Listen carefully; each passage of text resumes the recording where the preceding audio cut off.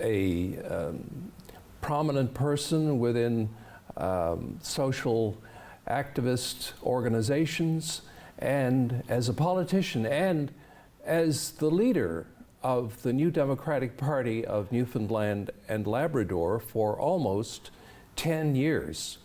It's an honor to welcome Lorraine Michael to the program. Oh, Karl, it's an honor to be here. Thank you so much for those kind words. Thank you. First of all, your grandparents moved to St. John's in 1910. You were born in St. John's. Now, your grandparents opened a small grocery store on New Gower Street, a part of New Gower Street that doesn't really exist anymore. I'm just wondering, when you were a little girl, was that store still operating, and do you have any memory of it at all? Oh yes, it was definitely operating all the while I was a child, and I have lots of memories of the store. It was an important store for the Lebanese community because Pop brought in the ingredients for our food, and they used the wholesalers in Montreal for that. And my big memory is my grandmother's kitchen, which was behind the store, and it was the width of the building. And Siti was always cooking. Siti is Arabic for grandmother. Always cooking, and my memory is hot coals in her coal stove, and you'd come in and she would ask you, and I'm sure she asked me in Arabic, I'm positive, you know, did I want some laham mishwi? And laham mishwi was lamb over the coals, basically lamb shish kebab, you know, and she would just put it over the coals. What? Kafta, is that what well, it's called? kafta is another word. Okay. Lamb is laham, and mishwi is grilling the lamb. Right. And so it's the basis for shish kebab, and Siti would just immediately put it on, take some Arabic bread or flat bread, put it in, pass it over to you. The memory of her cooking always in that store, and how sad it was before she died young in 1956. For a year or two before she died, she wasn't well. She had high blood pressure, diabetes, etc. And they had to put a little kitchen upstairs on of the main living area for her. But she still kept on doing her cooking. So the store for me was seeing Pop behind the counter, but also Siti, and then Siti in the kitchen cooking, and the Lebanese community gathered around that store. I find it totally fascinating that all those years ago, back in the 1950s, traditional Lebanese dishes were being prepared here in this city. That's right. It's amazing, because now when we think of you know, things like tabbouleh or hummus, you know, it's relatively a new thing. But to think, because I was going to ask you, you know, where did they get the ingredients way back then? Well, you had wholesalers in Montreal. Some of the wholesalers there are the same families that started these wholesale business back at the turn of the 20th century. And it was a major international network. Lebanese were all over the world in the late 1800s and early 1900s. There was a large movement. So you'll find Lebanese no matter what country you go to in South America and Central America.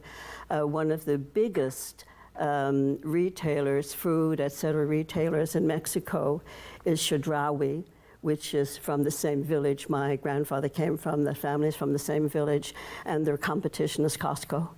You know, that's in Mexico. Wow. They're all over the world, and so you did have the international you know, chain of goods being sent from Lebanon all over the world. Did your grandmother make kibbe? Oh my gosh, yes, kibbe. I still make kibbe, right? Oh, do you? Oh yes, I cook Lebanese all the time. Oh, that's wonderful. Yeah, come to my house and I'll feed you Lebanese, Karl. I think I may take you up on that. I would be delighted. Oh yes, kibbe, tabbouleh, stuffed cabbage, stuffed grape leaves. Oh. Another dish called hamsa, which is well, I like bami. Bami is the Arabic for, you know bami. Yeah. So the Arabic for, I can always forget, okra. Yeah. And so bami with lamb and tomato, it's a beautiful dish. I'll feed you. It sounds wonderful. So there was, apart from your grandparents' store, I mean, there was in the New Gower Street area, it was kind of a little Lebanese neighborhood, a vibrant Lebanese neighborhood. Can you just paint a picture for me of what that was like? It was wonderful. I'll paint a visual picture that I try to get people to think of. Put your back to the Majestic Theatre, look down New Gower Street, and both north and south, all the way down, were mainly stores and businesses with people living above them. The Lebanese community from about Barter's Hill, the old Barter's Hill, Right. Yeah.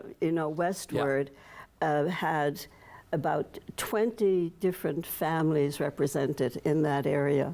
And when the expropriation happened in the 1960s, when the city took over the north side, all those businesses died. My grandfather's business was still alive then. My Uncle Leo was running it. Pop was still alive.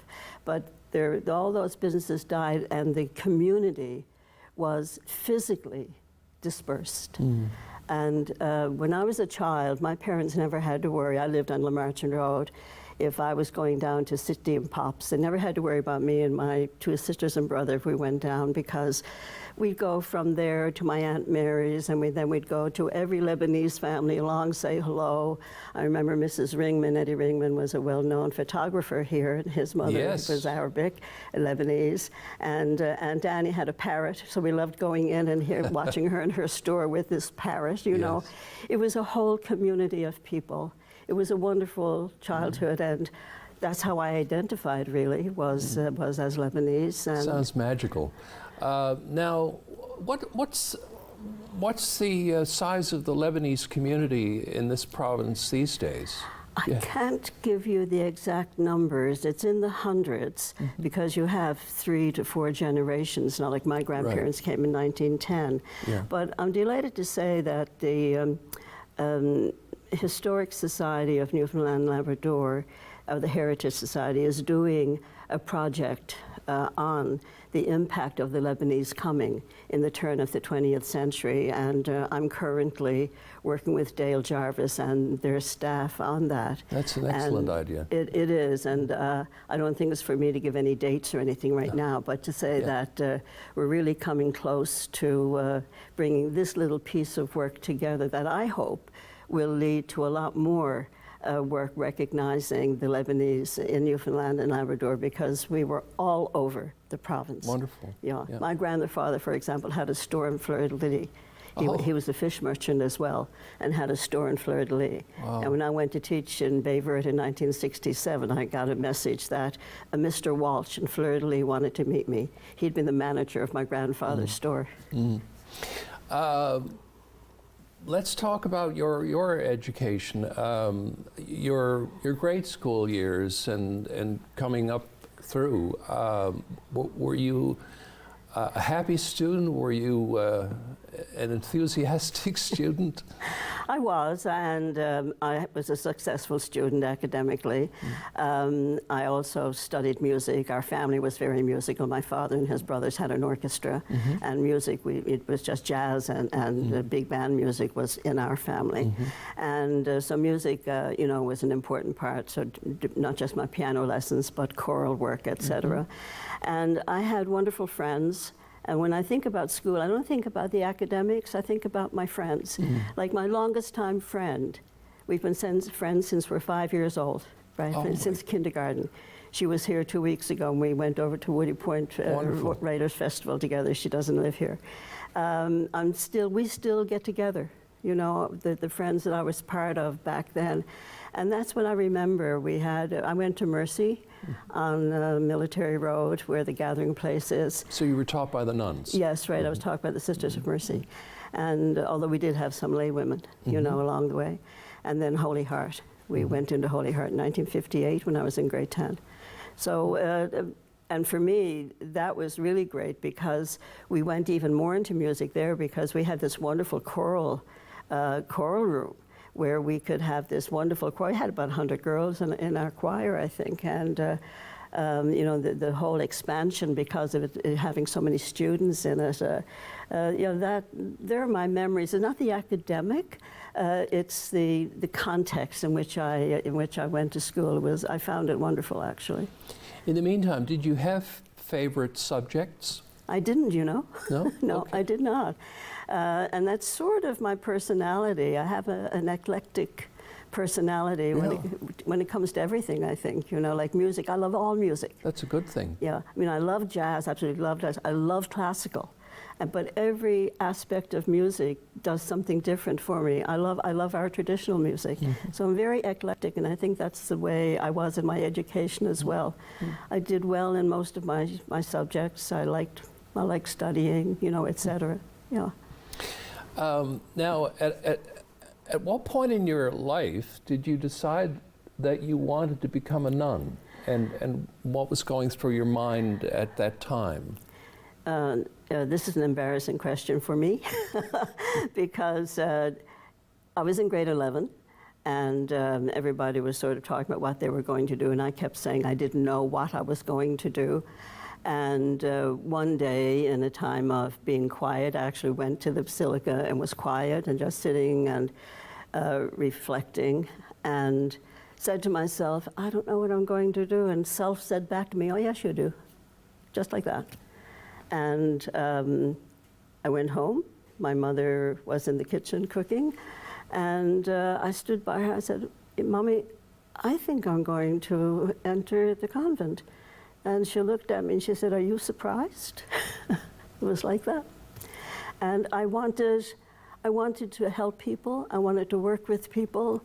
I didn't think about the profession I would do, and that's really true. I got a shock when I realized, oh, they're asking me to apply for a bursary because I'm going to be a teacher at Memorial. You know, we can get bursaries then. What was important for me was working with people and helping people, and I couldn't put it in any other way. And I suppose in 1960, the choices for a woman wanting to do that weren't great. So it wasn't that I wanted to do it as a nurse or I wanted to do it as a teacher. I just had this sense of I wanted to help people. Yeah, amazing. And so you taught pretty much all over the island. You taught in Belle Island, you taught in Baie Verte, you taught on the Burin Peninsula, the Codroy Valley. Memories of that experience? It was wonderful, especially, well, with Belle Island, that was my very first time. I was there for 1 year. And we were still pretty traditional then, you know, in the Roman Catholic Church and as religious.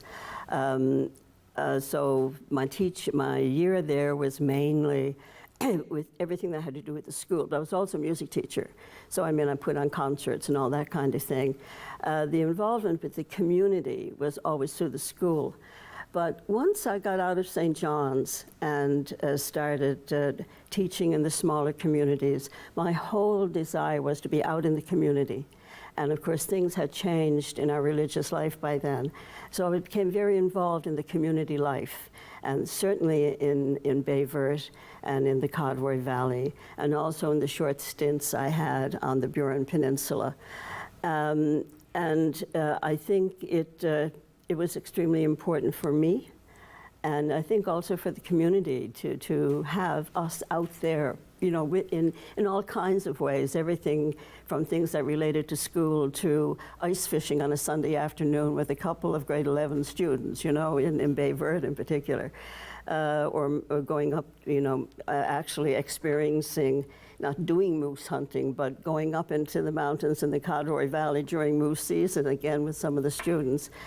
And so when I came back to St. John's in 1971 to teach, I think all of that really impacted who I was, and then how I developed. And by 1972, 73, I was part of the group here in St. John's who started the St. John's Oxfam Committee. And that group, while we were interested in the global issues of justice and the global issues of development, it was focused for us in how that was spelling out in Newfoundland and Labrador. And we began looking at the fishery and the impact of the fish, of the history of what brought us to where we were and what could happen to the fishery. And I think all of that in me had been informed by my rural experience, but also by this thing that was in me about working with people and being with people and believing in justice. Yes, I was going to ask, I mean, did you see or not see things in rural Newfoundland that fueled your commitment to social and economic justice and the women's movement? I guess it did. I think it did. It did it in a way that was subconscious, but very clear at the same time. So in Baie Verte, to see the distinction between the workers and the workers' families who lived in poor housing down by the water and the management houses that were up on the hill. Yeah. Even that, living in the midst of that, impacted. I was very, very aware of that distinction. I was always aware. I had the experience of a student in Baie Verte calling me a townie snob. Really? And it was based on the fact that he was asking me a question and I couldn't understand what he was saying. And a student who was seated by me, whose family was originally from St. John's, after I had to say to him twice, I'm not sure what you're asking me. And she sort of quietly... This is because of his dialect. Yes, that's right. Yeah. And she quietly said to me what he was saying. And when I answered his question, he said, I don't want to hear you now, townie snob, and sat down. And so that kind of experience, that wasn't... I didn't feel that as negative towards him. It was, oh, wow, I need to think about this, why I'm thought about that way. And one of the things that happened to me in the 1980s when I was the director of the Office of Social Action for the Archdiocese, we were working with people out in the Argentia area with regard to Hibernia. And we had an Argentia Action Committee. And after 2 or 3 years of my working with them, one night when we were all sitting around after a meeting just having a beer together, I don't know how it happened, but something about my being from St. John's, being a townie. And one of the men in the group said, "You're a townie?" I said, "Well, surely, Ambrose, you know that." He said, "No, my dear, I never knew you were." And I thought, I've made it. That was somebody from Placentia did not realize I was a townie. Wow. So I said, I've been impacted. Yeah, you know. yeah, for sure. Do you think that women's role in the Newfoundland and Labrador economy and in the labor market has improved significantly or sufficiently in the past 30 or 40 years? It certainly hasn't improved sufficiently because, as in other places, not just here, women still are the highest percentage when it comes to the lower paying positions. And while we've had women who, you know, have become doctors, have become lawyers, have become politicians, number one, it's certainly not a large percentage of women. And number two, the inequality between women and men is growing. And the inequality even in the women's community is there as well, as long as women are the lowest paid.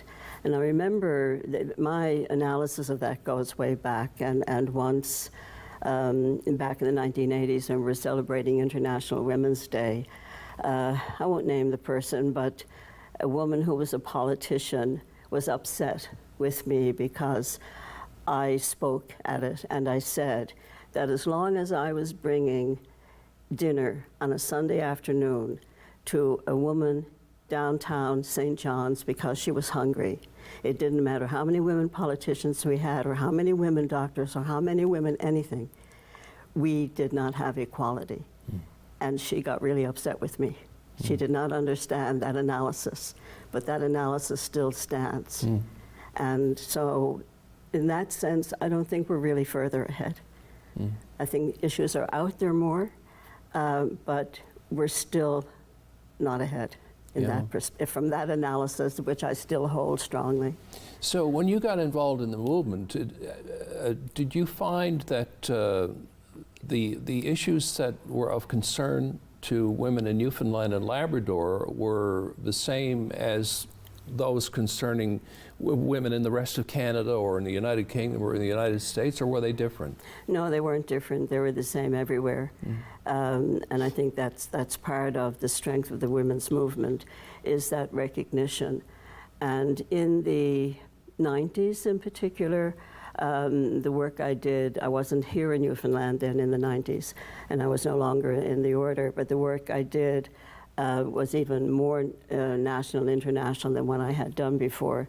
So it gave me the opportunities to go to the UN and to see the role of women and the women's movement in the UN and the particular work that was being done.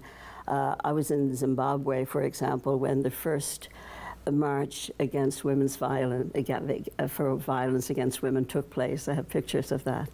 And so connecting with women in Africa over issues of violence against women was really important for me, and also in Latin America, and throughout, beginning in the 80s for me, and then throughout the 90s, connecting with people in Latin America because of the free trade agreements and the impact on women, particularly of economic development, was an essential part of my work. And it still is, in terms of me, and I still have those connections. The issues are the same. People don't like jargon, but we are based on patriarchal societies where men ruled. And all the dynamics are there no matter what country you're in. In poorer countries, it's worse because of the economic inequality of that country itself, not just of people in the country, Are young people today committed to social and economic justice and feminism? Yes, but what are the numbers? I don't know. I think that they express it differently, perhaps, than when I was in my 20s. It's certainly here in the city, we have a lot of young people who are, and I shouldn't just say the city, I think in our province, but we have a lot of young people who are concerned from a social justice perspective. I'm looking at, even in the recent provincial election, obviously I'm a member of the NDP, so I will speak from my party's perspective. I was really quite impressed with the young people who ran and who contacted us. I was the chair of our search committee for candidates, and I was really excited by the young people who contacted and said they were interested in running. And young people from different experiences, transgendered people, more than one member of the LGBTQ plus community, people of different racial backgrounds,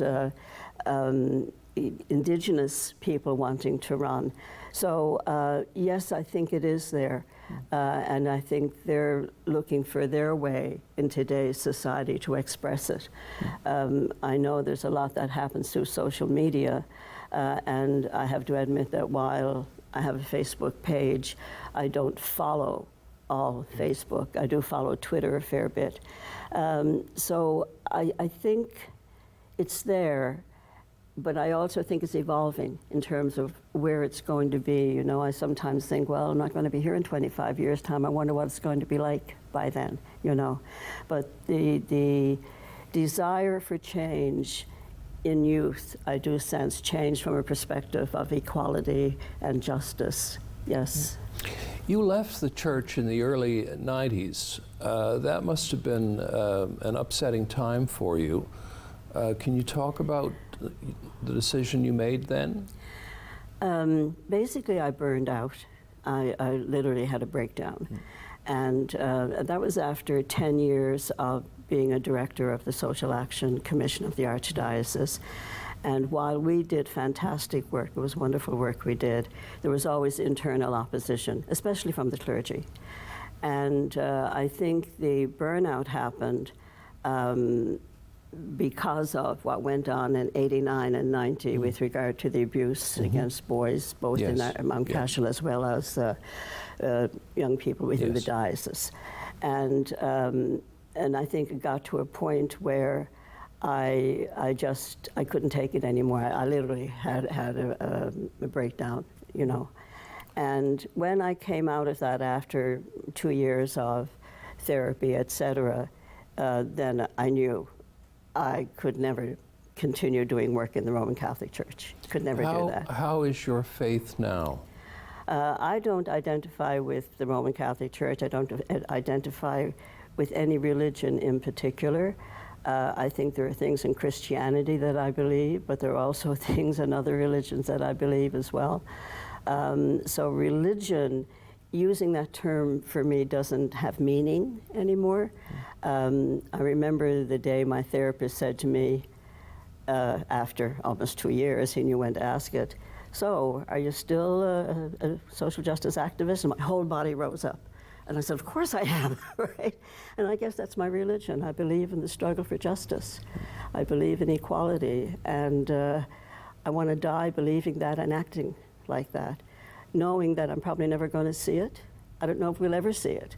I think it's part of the human condition. And I want to be part of the human condition that says, I want to fight for justice and equality. Well, I hope you do. I hope you're able to for many, many years to come. Thank you so much. Thank you for this conversation, Lorraine. It's been wonderful, absolutely wonderful. Well, you know what? It's been good for me saying these things publicly, Yeah. so thank you for the opportunity. You're welcome.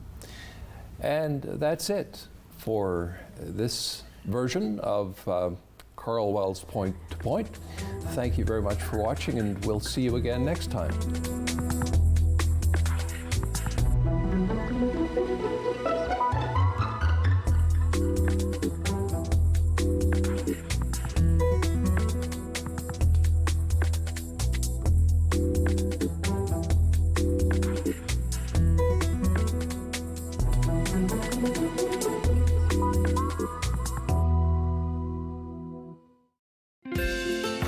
If you have a comment about this program, we'd love to hear it. Email or call us, or send us your feedback through social media. If you want convenience, Marie's Money Market